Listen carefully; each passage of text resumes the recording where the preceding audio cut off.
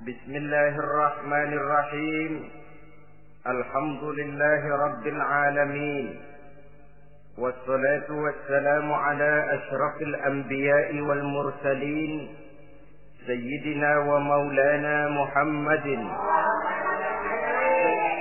وعلى آله وأصحابه المجاهدين الطاهرين. أما بعد.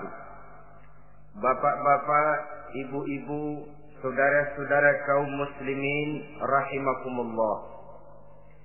Pada pertemuan terdahulu kita telah membicarakan bagaimana memilih jodoh menurut tuntunan agama Islam. Maka pada pertemuan kali ini pembicaraan akan kita tingkatkan kepada bagaimana membina mahligai rumah tangga bahagia dengan menitik beratkan pembicaraan kepada kewajiban bersama baik sebagai suami maupun sebagai istri. Banyak rumah tangga bahagia tercapai apa yang menjadi cita-cita dan tujuan. Tetapi tidak jarang rumah tangga yang tenggelam sebelum sampai ke pantai yang akan dituju. Pada saat-saat perkenalan seseorang dalam usahanya mencari jodoh, dia merasa bahwa pasangannya itulah yang akan memberikan kebahagiaan kepadanya. Hari-hari di mana terjadi pertemuan selalu menjanjikan dan menyanyikan keindahan. Bahkan sehari tak bertemu rasa seminggu, seminggu tidak bertemu rasa sebulan, sebulan tidak ketemu pingsan. Tidak ada tanda-tanda sesuatu itu akan menjemukan. Namun setelah memasuki kehidupan bahtera berumah tangga, baru beberapa bulan saja atau baru beberapa tahun saja, semua impian tadi sirna dan musnah. Bahagia yang disangka, sengsara yang datang menimpa. Keindahan yang diharap, malah kemalangan yang tumbuh. Hal ini disebabkan orang tidak meresapi hikmah daripada kehidupan berumah tangga, tidak menyadari tanggung jawab dan kewajiban yang akan berbuntut tidak timbulnya saling pengertian, dan pada akhirnya tidak akan tumbuh ketenangan di dalam rumah tangga itu. Bukankah kewajiban akan saling memberikan pengertian, pengertian membawa ketenangan, dan ketenangan adalah tangga utama untuk mencapai rumah tangga bahagia. Oleh karena itu kita mulai saja dengan kewajiban sebagai seorang suami di dalam memimpin rumah tangga bahagia ini. Yang pertama, kewajiban seorang suami ialah mempergauli istrinya dengan baik. Setiap suami, manakala selesai dia mengucapkan ijab dan qabul di hadapan tuan pengulu atau tuan qadhi, maka ia pun mengucapkan sighat ta'liq yang berisi perjanjian dari seorang suami bahwa ia akan mempergauli istrinya dengan baik, muasyarah bil ma'ruf menurut tuntunan syariat agama Islam. Walaupun janji itu pada zahirnya diucapkan di hadapan tuan pengulu, namun pada hakikatnya itu merupakan janji seorang muslim kepada Allah Subhanahu wa taala. Ini tidak lain karena nikah dalam pandangan Islam merupakan sesuatu yang sakral, merupakan sesuatu yang suci dan bagian daripada ibadah kepada Allah Subhanahu wa taala. Dalam surah An-Nisa ayat 19, Allah Subhanahu wa taala memberikan bimbingan. Ya ayyuhalladzina amanu la yahillu lakum an tarisun nisaa karha. Hai orang-orang yang beriman, tidak dibolehkan bagi kamu mengambil perempuan secara paksa. Dengan kata lain, pernikahan harus dilaksanakan atas dasar suka sama suka. Tidak ada pihak yang terpaksa dan tidak ada pula pihak yang dipaksa. Kita hidup tidak lagi di satu zaman seperti zamannya Siti Nurbaya. Walaupun barangkali cinta memang bisa timbul setelah pernikahan, tetapi akan lebih baik kalau sebelumnya telah diawali dengan saling kenal mengenal, saling memahami latar belakang masing-masing untuk memudahkan timbulnya saling pengertian. ولا تعضلوهن لتذهبوا ببعض ما آتيتموهن إلا أن يأتين بفاحشة مبينة. Dan jangan kamu mempersulit mereka karena ingin mengambil kembali sebagian dari apa yang telah engkau berikan kepada mereka, kecuali apabila mereka telah nyata-nyata melakukan perbuatan-perbuatan yang keji. Wa ashiruhunna bil ma'ruf, dan pergaulilah istri-istrimu itu dengan baik. Fa in karihtumuhunna, kalau kamu merasa tidak suka kepadanya, bersabarlah. Fa asa an takrahu syai'an wa yaj'alallahu fihi khairan katsira, karena boleh jadi kamu tidak menyukai sesuatu, padahal Allah menjadikan di dalam sesuatu yang kamu tidak sukai itu kebaikan yang banyak bagimu. Ini merupakan tuntunan umum betapa seorang suami harus mempergauli istrinya dengan baik, mu'asyarah bil ma'ruf, menurut tuntunan syariat agama Islam.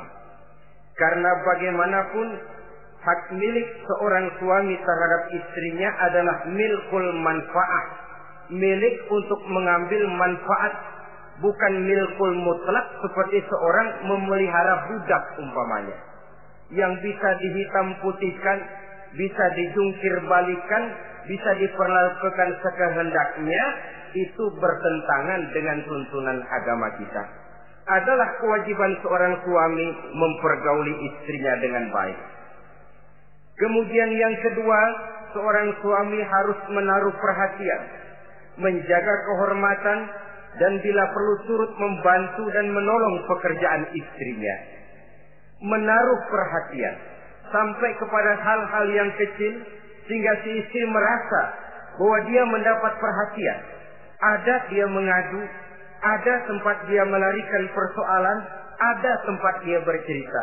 Sejak dari tingkah laku, berpakaian, berperhiasan, make up, dan lain sebagainya. Karena tanpa ada perhatian dari seorang suami, biasanya istri akan menjadi malas, baik untuk bersolek, baik untuk membina dan mengatur rumah tangga, dan lain sebagainya.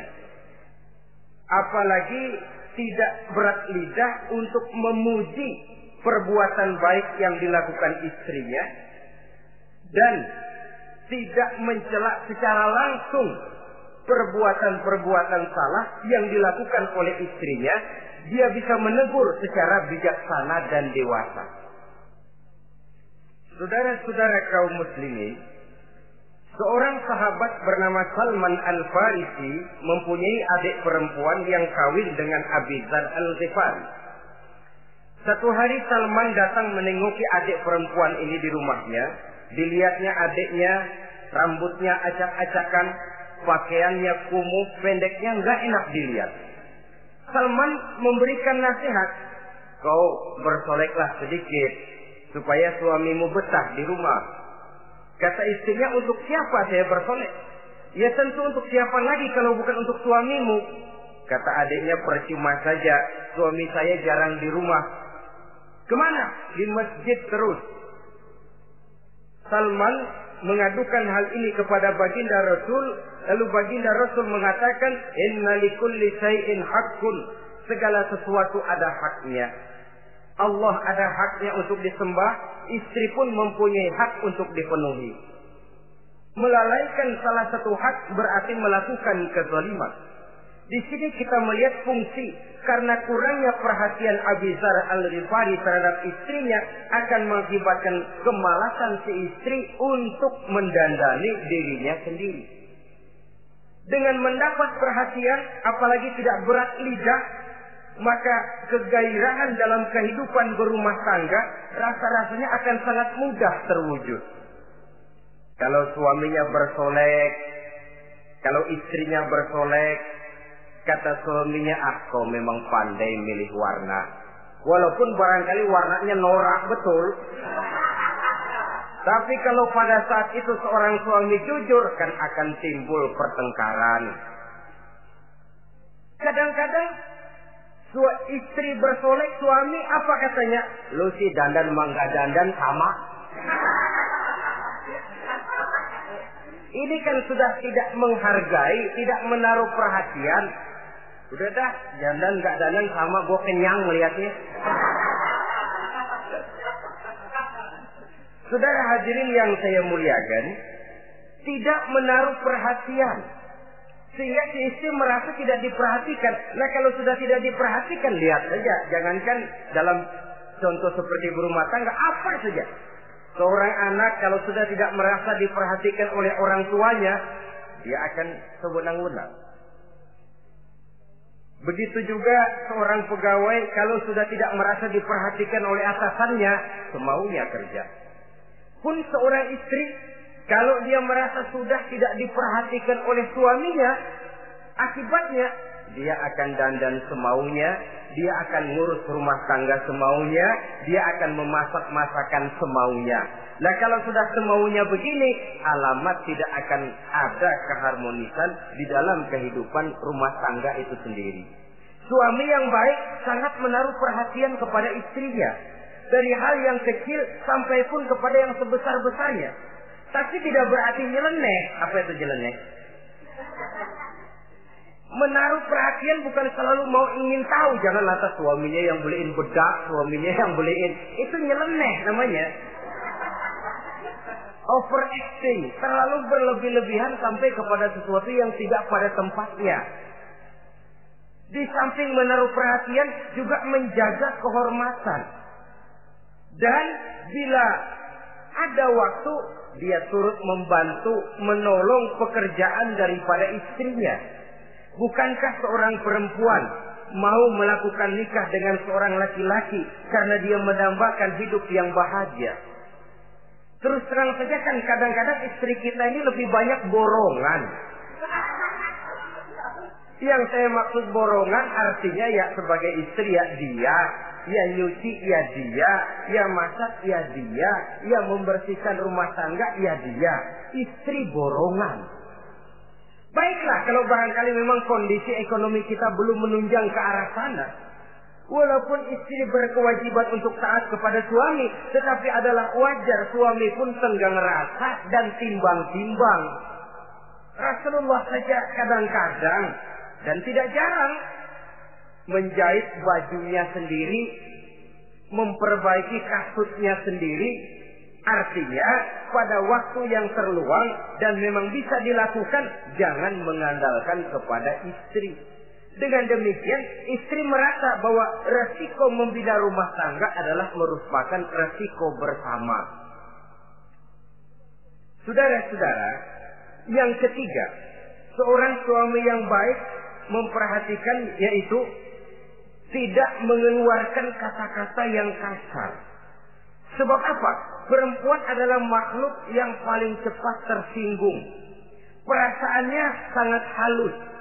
Dan saya kira perempuan itu lebih sakit ditampar dengan bahasa daripada ditampar dengan tangan. Kalau ditampar dia dengan tangan, urusannya paling nangis 2-3 jam sudah sembuh. Tapi ditampar dia dengan kata-kata, ditampar dia dengan omongan, itu sangat menyakitkan hatinya. Seorang suami yang baik tidak mengeluarkan kata-kata yang menyinggung perasaan, kata-kata yang kasar. Dia pandai menggunakan kata-kata yang baik untuk menghidupkan rumah tangganya. Rasulullah seringkali memanggil Siti Aisyah itu dengan Humaira. Humaira dari kalimat ahmar yang kemerah-merahan. Sebab rupanya kulit Siti Aisyah itu kuning kemerah-merahan seperti tomat mengkel. Sehingga panggilannya Ta'ali ya Humaira, kemarilah wahai yang kemerah-merahan. Alangkah indahnya panggilan ini. Kadang-kadang kita mah jujur suami ini. Ketahuan istri bongkok, enak banget bongkok, sini loh.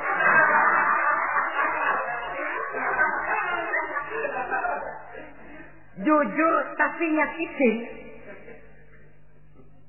Saudara-saudara, kadang-kadang inilah ya, bahasa perbuatan sangat besar pengaruhnya dalam menciptakan keharmonisan di rumah tangga.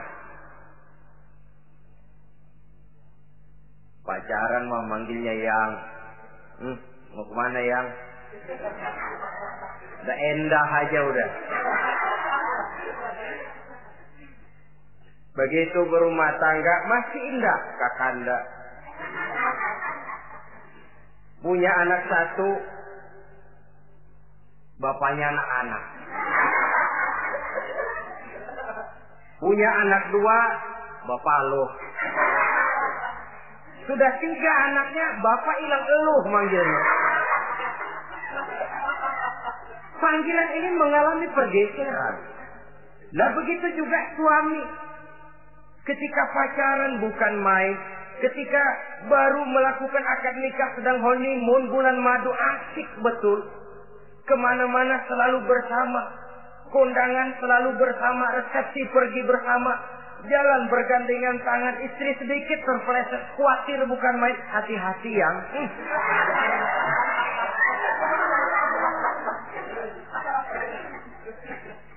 Sudah anak 3, istri ngajak kondangan, kata suami, lo pergi duluan aja dah.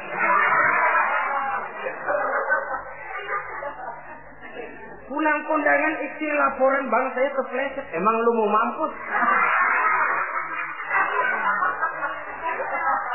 Kejam betul. Hilang panggilan yang tadinya begitu mesra. Saudara hadirin yang saya muliakan, ini kata-kata. Kelihatannya kecil, sederhana, tapi sangat besar pengaruhnya dalam menciptakan rumah tangga yang bahagia ini. Oleh karena itu, soal isi hati kita, itu urusan gaib yang tahu cuma Allah. Orang lebih dahulu lihat penampilan, dan dari penampilan ini yang dinilai adalah kata-kata kita. Oleh karena itu, seorang suami yang baik, dia tidak mengeluarkan kata-kata yang menyinggung perasaan. Kalaupun dia marah betul, dia tidak mencaci maki secara langsung. Dia bisa menggunakan kata-kata kiasan. Maka agama memberikan tuntunan, kalau seorang suami marah, jangan memukul muka. Dan mukul pun bagian terakhir. Jangan jalan pertama. Kadang-kadang ada juga loh Pak, suami marah sama istri persis ambil gebugin maling. Aduh, gelebuk gak karuan.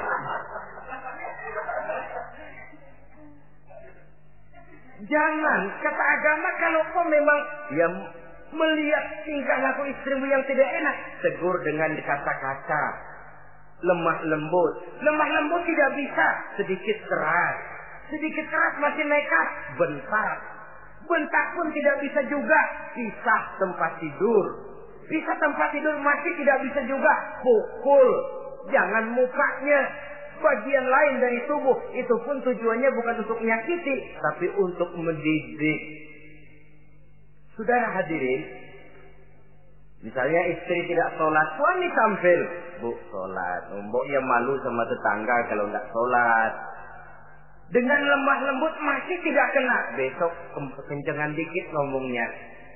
Mari kan udah saya bilangin sholat 2 kali, belum mau juga. Oh sholat jadi. Mulai naik tensi omongan. Masih nekat. Begini saja. Saya dari kalem sampai bentak udah. Sekarang kamu nggak mau juga sholat, saya mulai nggak enak pikiran.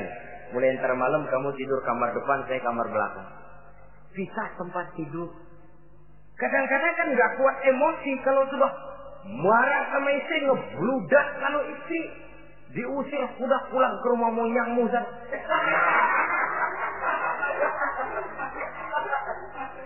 Kata agama jangan, pisah tempat tidur saja. Sudah, kamu tidur kamar depan, saya kamar belakang. Pisah tempat tidur. Kenapa? Nanti malam kalau hujan turun, pikiran berubah, berasa perlu, tinggal pindah kamar. Secara psikologis, saudara-saudara. Jadi melalui processing.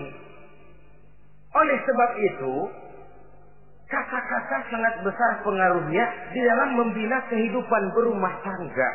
Seorang suami yang baik tidak mengeluarkan kata-kata yang bisa menyinggung istrinya. Sebaliknya, istri pun demikian.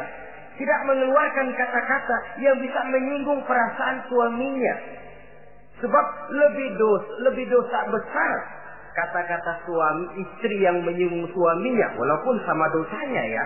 Tapi lebih besar ketersinggungan seorang suami ketimbang seorang istri ini. Namun agama memberikan tuntunan, suami lebih dahulu yang diajarkan.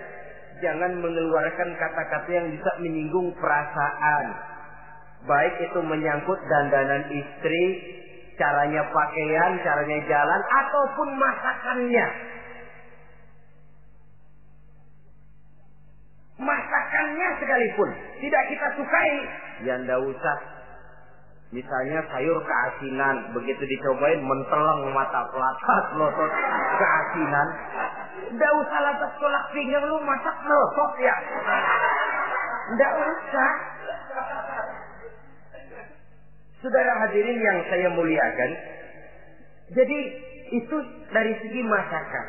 Dari segi pakaian, umpamanya istri kita berpakaian tidak sesuai dengan tuntunan agama, cukup kita bisa berkata, pakaianmu sebenarnya bagus, motifnya, potongannya, kainnya, cuma mbok kok kelihatannya kok potongan badanmu kok kelihatan betul dengan terbungkus pakaian seperti itu. Alangkah lebih baiknya, nah dengan demikian istri nggak terlalu tersinggung daripada sudah dandan bagus-bagus. Lalu si suami ngobrol kata yang gak enak. Bagus lo kayak nangka dikerosorin.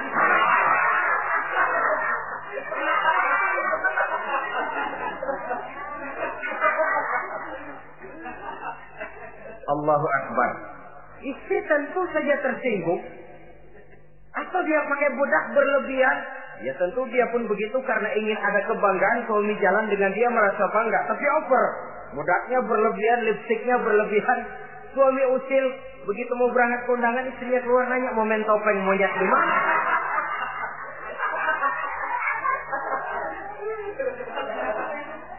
Tentu dia akan tersinggung karenanya. Jadi saudara-saudara, ini yang ketiga. Yang keempat, seorang suami yang baik jangan memberikan pekerjaan di luar batas kemampuan istrinya.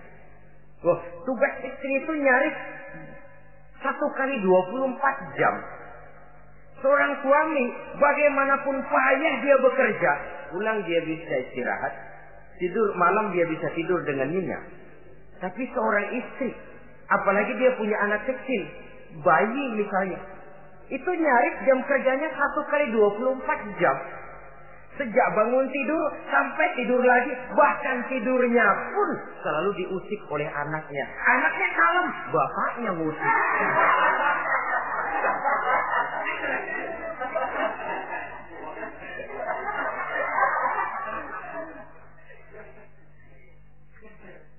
Jadi jangan memberikan pekerjaan di luar batas kemampuan. Kata pepatah, "Iza aradta an tuta'a fasal ma yustata." Apabila kamu ingin ditaati, perintahkan apa yang orang mampu mengerjakan. Jadi kalau kita memerintahkan seseorang untuk melaksanakan sesuatu yang dia jelas tidak mampu, itu artinya sama dengan kita tidak ingin ditaati oleh orang itu. Bukan dia tidak mau taat, jenis pekerjaan yang kita berikan di luar batas kemampuannya. Nah kalau sudah begitu, tentu saja lalu ketaatan akan menurun jadinya. Tadi sudah saya katakan, kadang-kadang istri kita ini istri borongan. Dalam arti, ya dia masak, ya dia nyuci, ya dia ngepel, ya dia ngejemur, ya dia ngetriska. Borongan.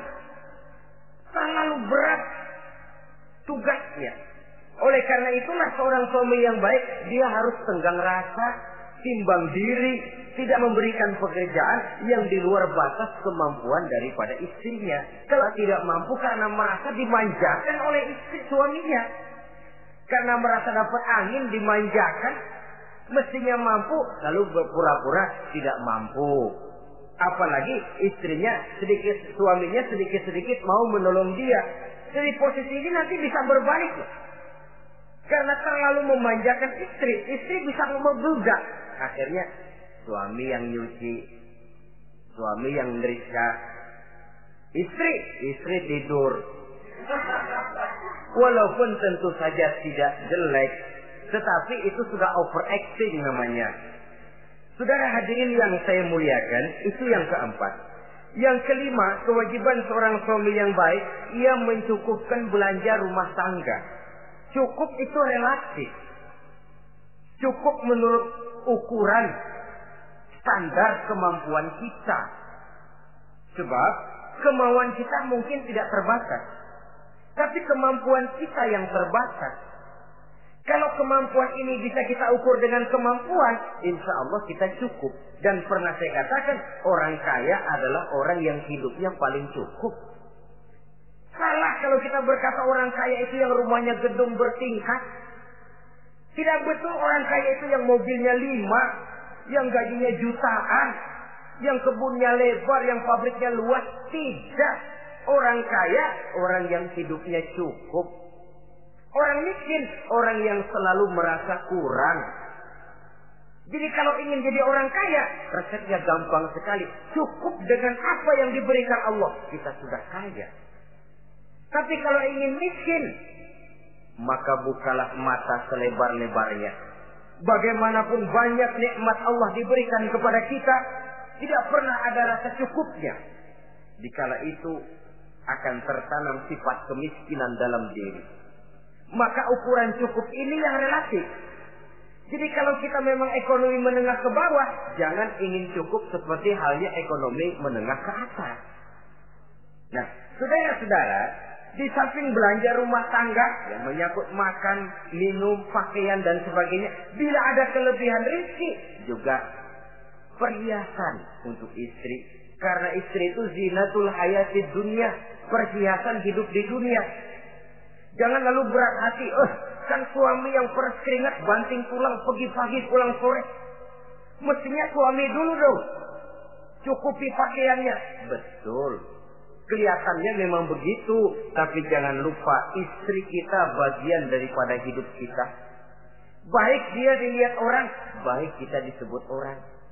Jelek dia dipandang orang, jelek juga kita disebut orang. Dia adalah bagian daripada kehidupan kita. Orang kan sering bilang tuh, Mpo Ano, kenapa? Gue gerah banget ngeliatnya. Emang kenapa? Emang kenapa dia? Ke pasar pakai kutang doang.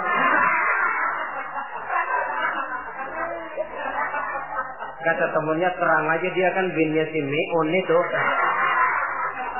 Si Meun yang gak tahu apa-apa ikut kesebut-sebut.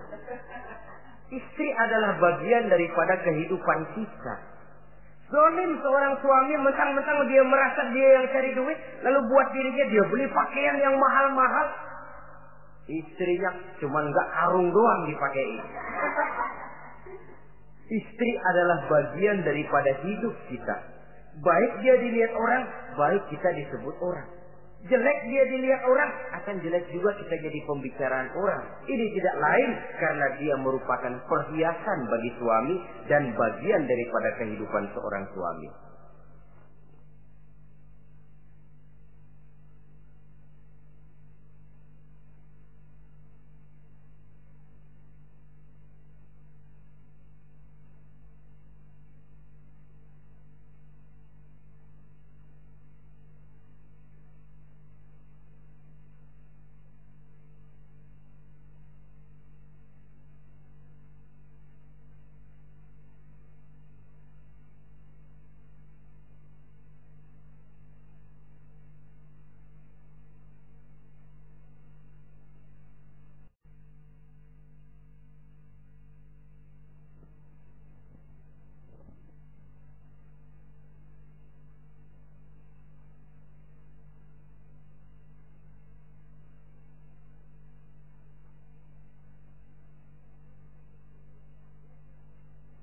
Adalah satu perbuatan zalim misalnya, kalau seorang suami manakala dia beroleh rezeki parkir di restoran.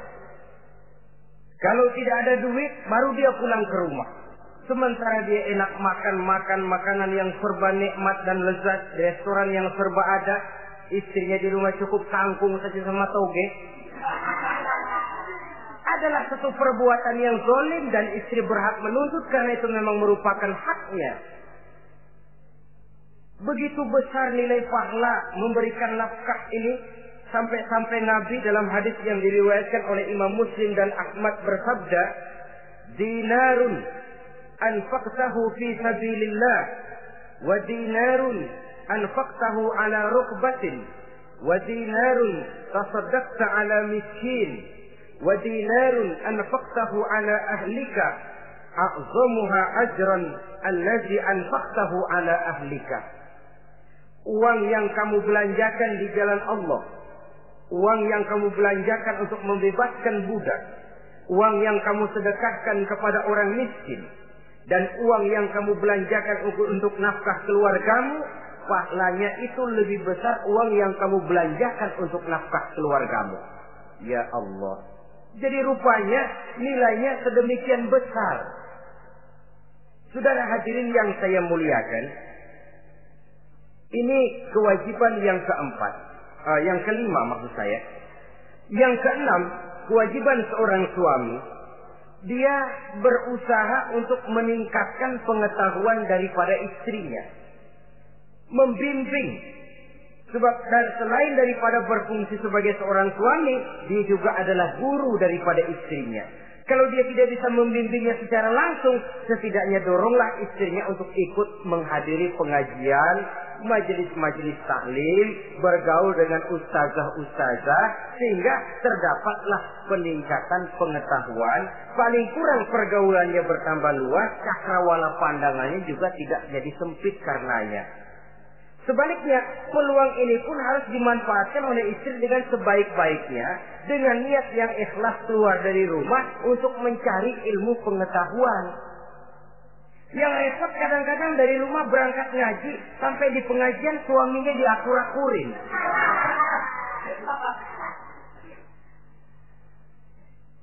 Atau tetangganya jadi bahan gunjingan.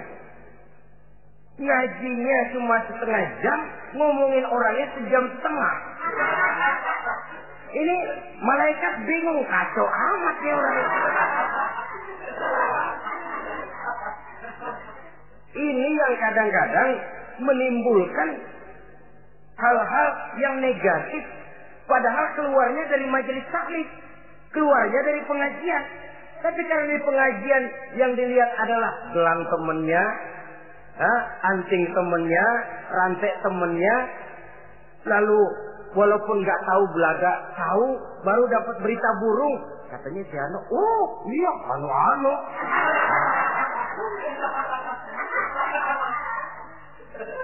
Saudara hadirin yang saya muliakan, akhirnya nanti kan suami jadi pegel. Lu kok disuruh ngaji bukan mikir bener, pulang malah gua digonggong-gonggong minta gelang, bagaimana? Rupanya tidak memanfaatkan peluang yang diberikan itu seperti yang seharusnya.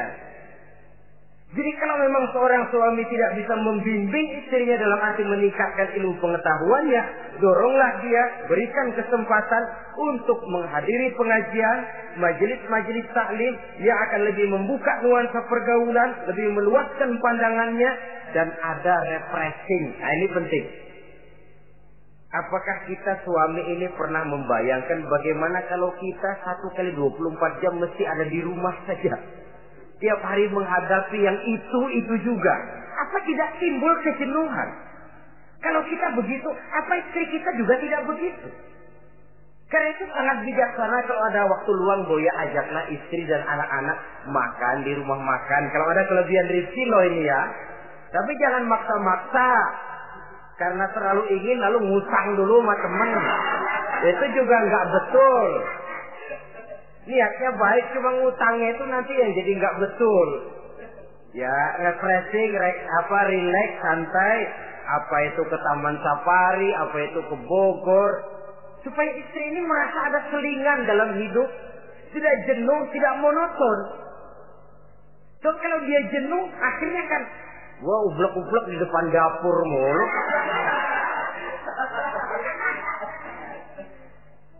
Saudara hadirin yang saya muliakan, kejenuhan ini pada suatu saat kan akan meledak. Nah, kalau meledak tanpa tersalurkan, dia akhirnya akan mencari saluran sendiri. Iya kalau positif, kalau negatif, inna lillahi wa inna ilaihi raji'un jadinya. Oleh karena itu, seorang suami yang baik berkewajiban meningkatkan pengetahuan istrinya. Sebab boleh jadi istri tidak melaksanakan kewajiban karena tidak tahunya. Nah kalau istri nggak tahu jangan digoblok-gobloki. Mestinya dibimbing, diberikan kesempatan ngaji. Kamu sih disuruh gini aja kok nggak bisa, memang goblok aku nih. Memang bukan dibimbing malah digoblok-gobloki. Kalau istri kan apa ya? Bahasa Prancisnya nelongso. Apa nelongso? Narik diri. Apa katanya? Gue tahu lu goblok, lu ngapa kawin sama gue? Nah.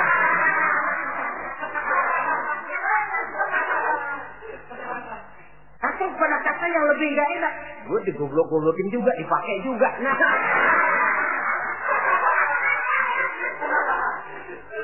Kan lebih gak enak lagi tuh. Jadi saudara-saudara, hal-hal yang memerlukan kesabaran ini memang menuntut kedewasaan dari seorang suami. Dia kalau baru 1-2 bulan berumah tangga, segalanya masih menjanjikan dan menyanyikan keindahan. Tapi makin hari kita bergaul di rumah tangga, kita makin tahu karakter, mental, watak daripada istri. Kekurangannya mulai kelihatan, keburukan wataknya mulai nampak. Dikala itulah kita sebagai suami harus dewasa, sabar, membimbing mereka. Kalau waktu 2-3 bulan pertama di rumah tangga namanya honeymoon, segalanya indah. Mana ada kekurangan? Masa keasinan, lezat. Nasi kekerasan, asyik. Segalanya nggak pernah salah, selalu betul.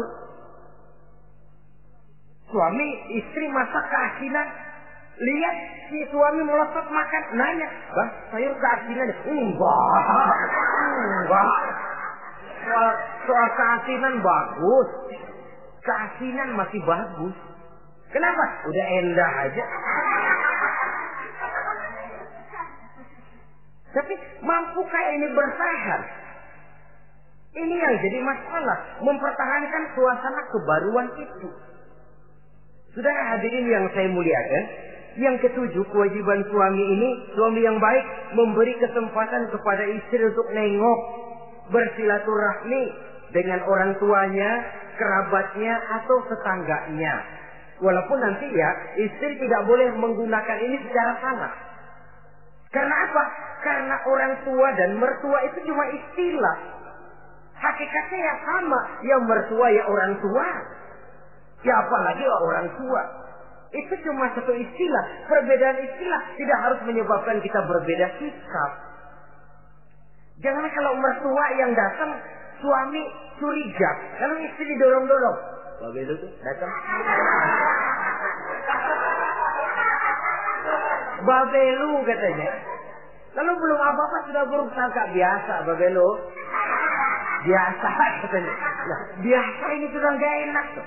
Biasa datang bawa jeruk, pulang minjem duit. Allahu Akbar. Ini kan sudah menanamkan rasa gak enak. Malah akan lebih baik kalau mertua yang datang, suami menyambut lebih dahulu. Tidak akan nampak kecintaannya.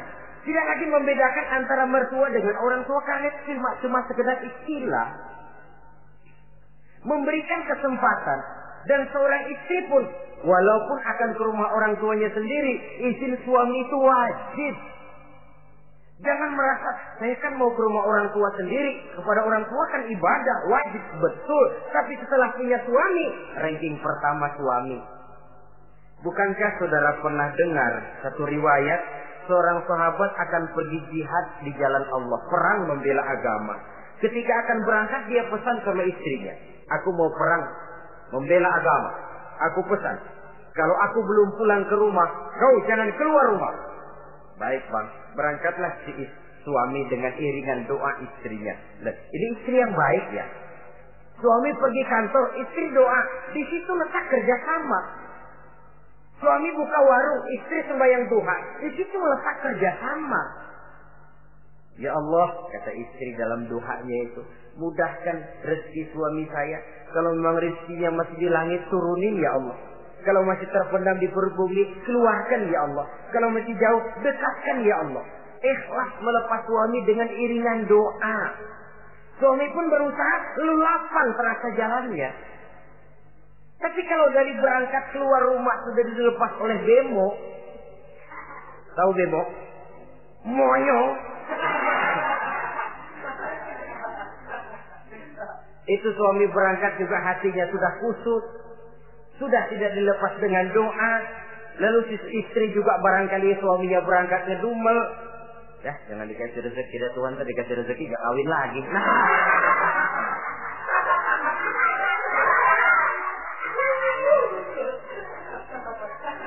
Kalau sudah semacam ini yang terjadi, bukankah masing-masing yang berangkat pikiran kusut, yang melepas pun pikiran gak enak jadinya.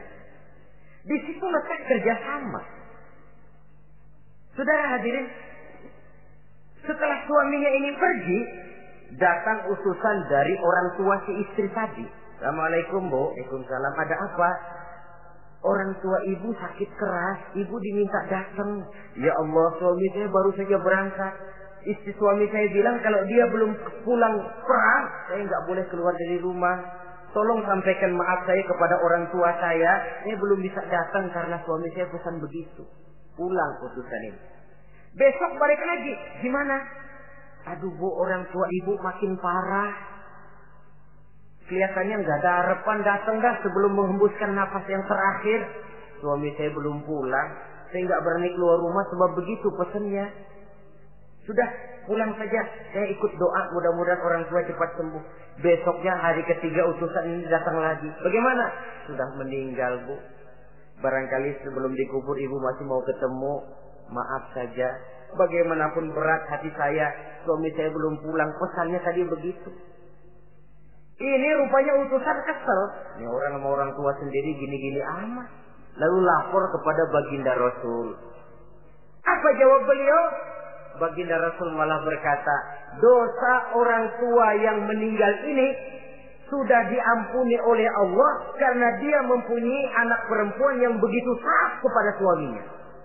Allah Akbar. Jadi ketaatannya kepada suaminya ini diberikan satu ganjaran oleh Allah mengampuni dosa orang tuanya yang sudah meninggal ini.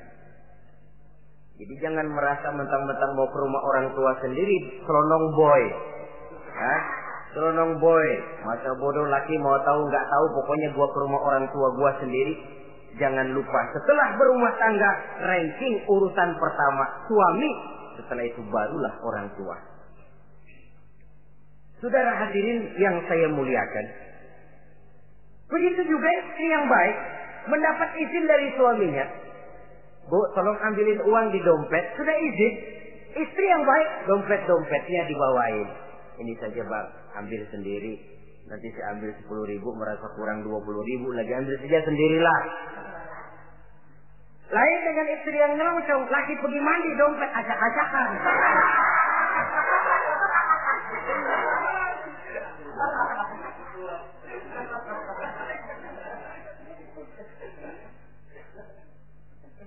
Saudara hadirin yang saya muliakan, baik silaturahmi itu kepada orang tua atau kerabat, famili, andai tolan, keluarga lain, ataupun tetangga.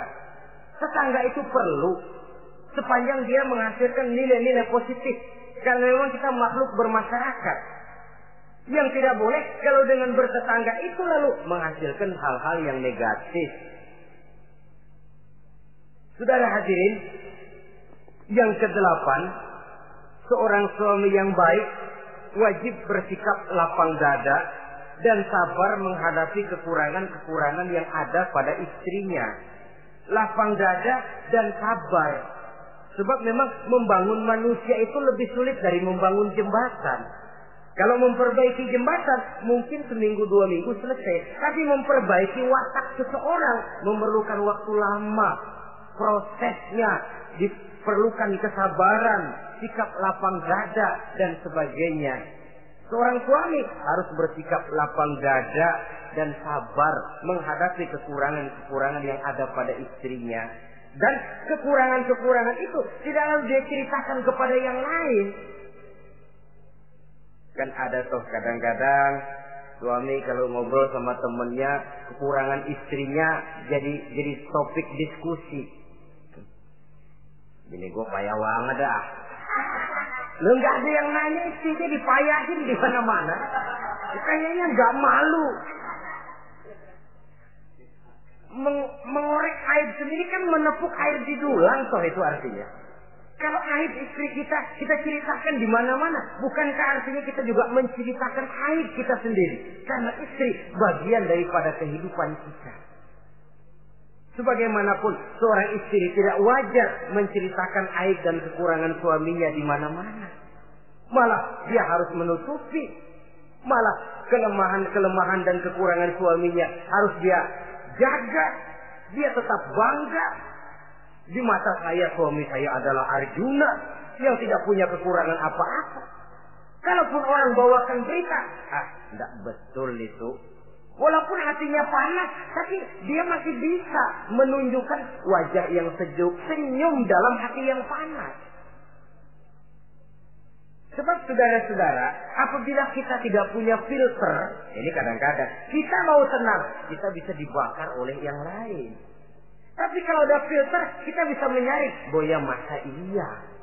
Sehingga dengan demikian, sikap lapang dada dan kesabaran ini, walaupun diutamakan adalah merupakan kewajiban suami, juga sekaligus merupakan imbangan daripada si istri.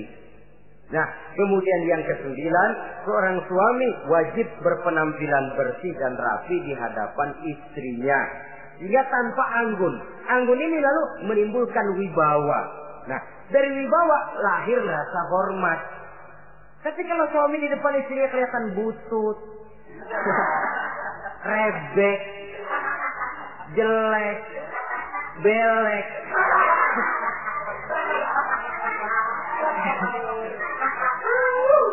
kata istrinya jodoh gua apes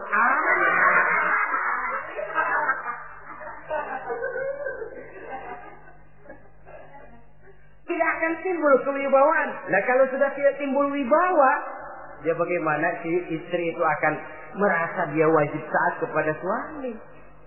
Saudara hadirin yang saya muliakan, jadi ternyata penampilan bukan cuma kewajiban istri, seorang suami juga harus mengimbangi itu. Sehingga dengan demikian keterasian dalam kehidupan di rumah tangga itu akan terasa jadinya. Nah, inilah pada prinsipnya kewajiban daripada suami. Lalu kemudian apa kewajiban istri? Yang pertama, saudara-saudara, terutama ibu-ibu tentu, istri itu berkewajiban untuk taat dan patuh kepada suaminya. Sepanjang perintah suaminya itu tidak untuk bermaksiat kepada Allah. Jangankan amalan yang mubah, amalan yang sunnah saja tidak diizinkan oleh suami, masih dikerjakan oleh istrinya. Dosa. Itu amalan sunnah. Misal saja ini ya. Suami kebetulan ngambil cuti. Hari Senin ada di rumah.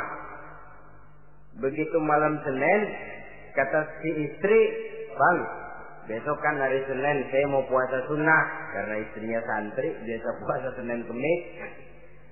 Kata suaminya, "Lu tega amat, gua tumben perek Senin. Senin ada di rumah lalu mau puasa, gua lu suruh ngapain?" Umpamanya lo ya, umpama.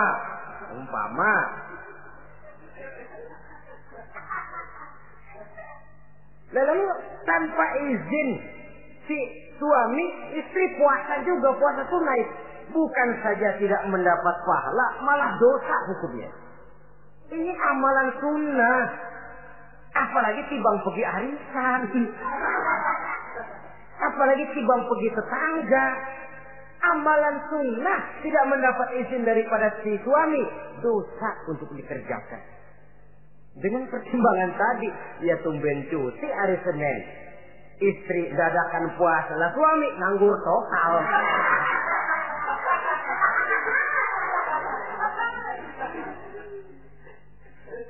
Saudara hadirin yang saya muliakan, Nabi bersabda, "Ayyuma imra'atin matat wa zawjuha anha radin illa dakhalatil jannah." Apabila seorang istri, seorang perempuan meninggal dunia, suaminya ridho kepadanya, maka perempuan itu pasti masuk surga. Ini artinya kalau seorang perempuan meninggal dunia, ya dia tukang ngaji, ya puasa Senin Kemisnya rajin, ya sujudnya hebat, tapi dia meninggal suaminya nggak ridho, pintu surga belum dibukain sampai suaminya ridho kepadanya. Ini begitu besar kewajiban untuk taat. Nah, di sini suami wajib ngimbangi. Jangan mentang-mentang istri wajib taat, lalu suami overacting, kerjanya cuma tulak pinggang sama nunjuk. Loh, kalau gue bilang nyungsep. Ya enggak. Contoh dari baginda Nabi tadi sendiri kok, beliau itu menjahit bajunya, memperbaiki kasusnya. Yang bisa, ya kerjakan, nggak usah ngandeli.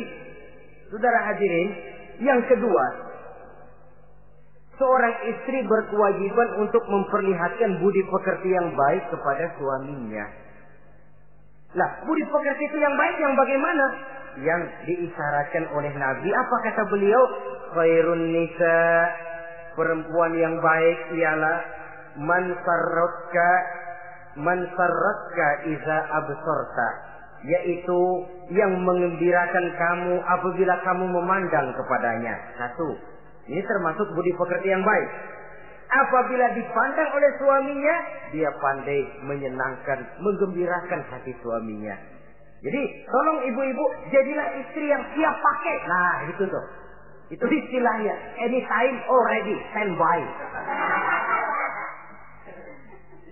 Ya. Apabila dipandang, dia sanggup menggembirakan hati suaminya. Suami pulang dari pasar dagang rugi, istrinya tampil. Itulah bang romantikanya dagang. Mboya sekali-sekali rugi, apa mboya selalu untung? Gelombang laut saja pasang surut. Lah suami kan merasa ada air penyejuk. Ini termasuk menggembirakan.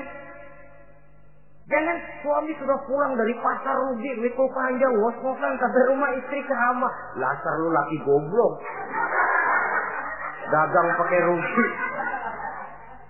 Ini kan suami sudah di pasar rugi, sampai rumah digoblok-goblokin.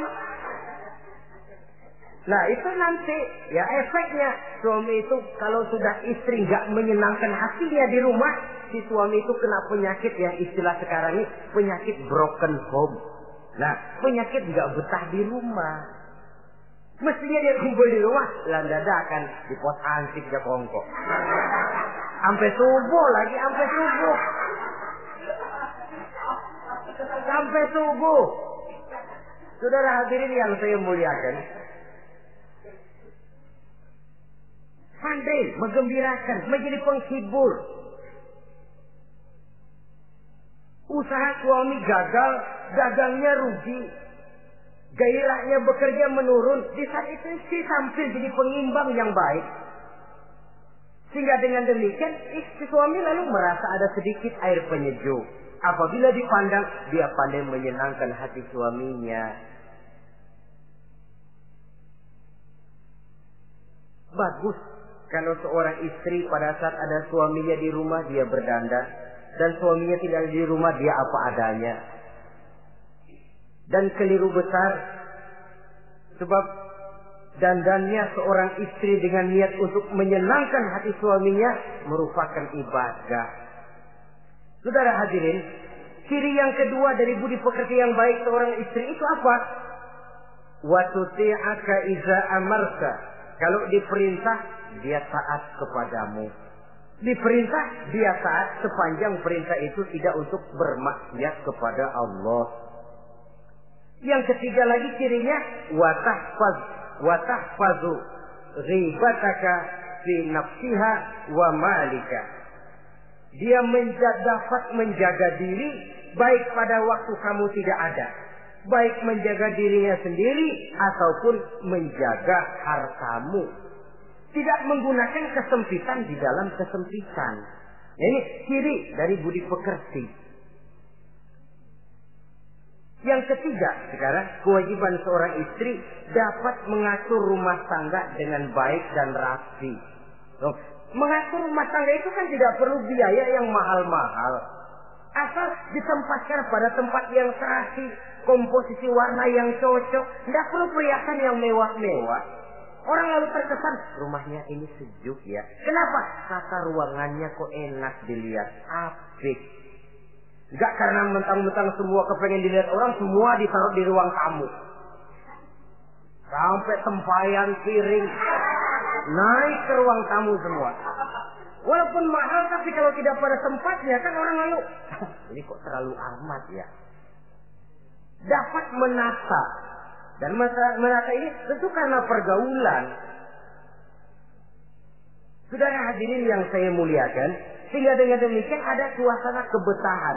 Orang di rumah itu merasa seperti, itulah yang dikatakan Nabi, baiti jannati, rumah tanggaku laksana surga bagiku. Laksana kebun, tempat di mana kita melepaskan lelah, tempat di mana kita menemukan ketenangan, tempat di mana kita menemukan refreshing dari segala kejenuhan dan kelelahan akibat tugas-tugas yang kita hadapi, baik di kantor, di tengah masyarakat, di pasar dan lain sebagainya. Yang keempat, jangan menambah kesulitan suami. Syukur kalau malah bisa membantunya. Bahwa ada seorang istri yang bekerja itu bagus, asal bisa menjaga diri dan bisa menjaga kepercayaan dan kehormatan daripada suaminya. Dan suami pun yakin bahwa jenis pekerjaan yang dikerjakan oleh istrinya itu tidak bertentangan dengan agama. Tapi malah kalau si suami yang mempekerjakan istrinya, mengeksploitir istrinya, ini zolim. Istrinya yang disuruh kerja, suami ongkang-ongkang kaki di rumah, istrinya yang keras keringat banting tulang. Ya kalau kerja, kalau dikerjain lebih parah lagi. Kan tidak sedikit toh problema rumah tangga semacam ini. Sehingga dengan demikian akhirnya apa? Kendali rumah tangga di tangan istri. Karena istri merasa dia yang cari duit. Istri merasa dia yang berusaha. Kenapa dia tidak mengendalikan rumah tangganya? Dikala itu jatuhlah suami di bawah komando istrinya. Hilang wibawa, hilang karisma, tidak ada ketakutan. Malah akhirnya berbalik. Seolah-olah si suami jadi istri dan si istri menjadi suami. Apalagi di zaman seperti sekarang. Walaupun pekerjaan sulit, tapi mereka yang punya wajah cantik, mudah senyum, gampang bergaul, dan mau obral. Tentu banyak saja lapangan kerja yang nyata-nyata bertentangan dengan agama. Nah, yang terakhir, kewajiban daripada istri ialah hemat, cermat, rajin, dan pandai menyimpan. Kalau dia dibelikan perhiasan oleh suaminya, niatnya tidak lain. Pertama, menyenangkan hati suaminya. Yang kedua, berjaga-jaga kalau nanti ada kesulitan, toh perhiasan ini bisa dimanfaatkan.